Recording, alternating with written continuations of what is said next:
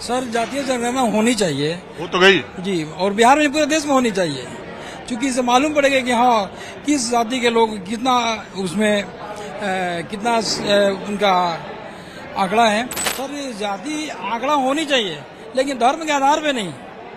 धर्म के आधार पे ये देश सबका देश है, हिंदू मुस्लिम सब भाई हैं, और कुछ हमारे लोग हैं वो हमारी लोग हैं, लेकिन वो अपने लाइन से अपने रास्ता से भटक गए हैं। वो हमेशा सत्ता में बने रहने के लिए, केंद्र की सत्ता में बने रहने के लिए सिर्फ हिंदू मुस्लिम। तो आप चाहते हैं कि जाति के हिसाब से हो लेकिन धर्म के हिसाब से ना। हमारे मोदी जी ये क्या दिखाना चाहते हैं, देश के लोगों को क्या संदेश देना चाहते हैं? हिंदू मैं उनको बताना चाहता हूँ, अपने प्रधानमंत्री को बताना चाहता हूँ कि हिंदू मुस्लिम देश का एक अंग है। तो वो तो कह रहे हैं हिंदुओं में बांटने की कोशिश हो रही जाति के नाम। नहीं, वो गलत कर रहे हैं, वो चुनाव में प्रचार कर रहे हैं। अभी देखें, आपने देखा होगा राजस्थान के चुनाव में उन्होंने क्या बोला। वो प्रधानमंत्री जी राजनीति जो होती है इतना स्तर को उसको गिरा दिए हैं, प्रधानमंत्री की गरिमा को। उनको खुद पता नहीं कि प्रधानमंत्री की गरिमा क्या होती है। एक छोटा छोटा इलेक्शन में जाकर बिहार में, उड़ीसा में, पंजाब में, गुजरात में, राजस्थान में, मध्य प्रदेश में छोटे छोटे इलेक्शन में जाकर वहां पर प्रचार करना, क्या ये प्रधानमंत्री को शोभा देती है? लेकिन उनको समझना चाहिए कि हमको कहाँ जाना है और कहाँ नहीं जाना है। रहा सवाल कि प्रचार करना देश का मुद्दा नहीं है। देश का मुद्दा है गरीबी, रोटी कपड़ा और मकान। गरीबी पे काम करना चाहिए, युवाओं पे काम करना चाहिए, रोजगार पे काम करना चाहिए, हिंदू मुस्लिम पे काम नहीं करना चाहिए। मैं प्रधानमंत्री को बताना चाहता हूँ आपके चैनल के माध्यम से कि देश के लोग बेवकूफ नहीं है। 2024 में परिवर्तन होगा, होकर रहेगा। कि हर आदमी को आज इस हिंदुस्तान के अंदर पता है कि आज ये गवर्नमेंट इतनी गंदी गवर्नमेंट है कि हमने कभी अपनी जिंदगी में 60 साल की उम्र हो गई मेरी भी, मैंने कभी नहीं देखी। आप ये बताइए, एक आदमी, आप पढ़े लिखे इंसान हैं सर, आप सब कुछ कमाते हो, खाते हो, लेकिन फिर भी लोग आपको आज बुराई दे रहे हैं। क्यों दे रहे हैं आप? कि मीडिया बिका हुआ है, ये बिका हुआ है। अरे कुछ नहीं है, हमारा जमीर बिक गया है। सच बताऊं तो मैं, अंदर से जमीर बिक चुका है आदमी का।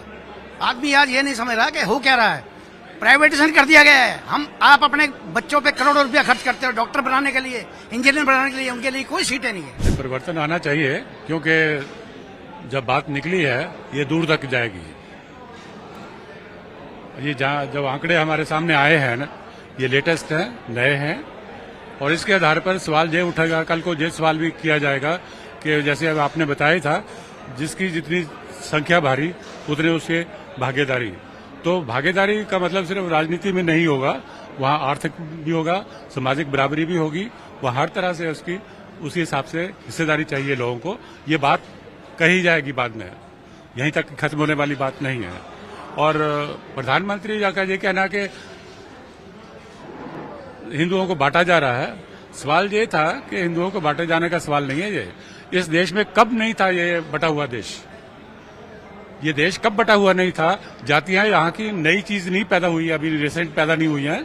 इस सर्वे से जातियां नहीं पैदा हुई हैं, जातियां यहाँ हजारों सालों से थी। तब भी उन लोगों के बारे में किसी की चिंता नहीं थी जिनको लताड़ा गया, मारा गया, पीटा गया, जिनको आप कहते हैं ये दलित हैं, इसका मतलब है कि उनका दलन हुआ है।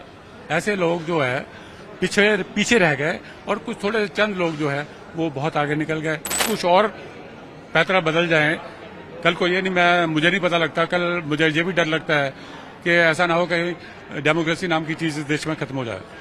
कोई भी ऐसा ना खेल खेला जाए।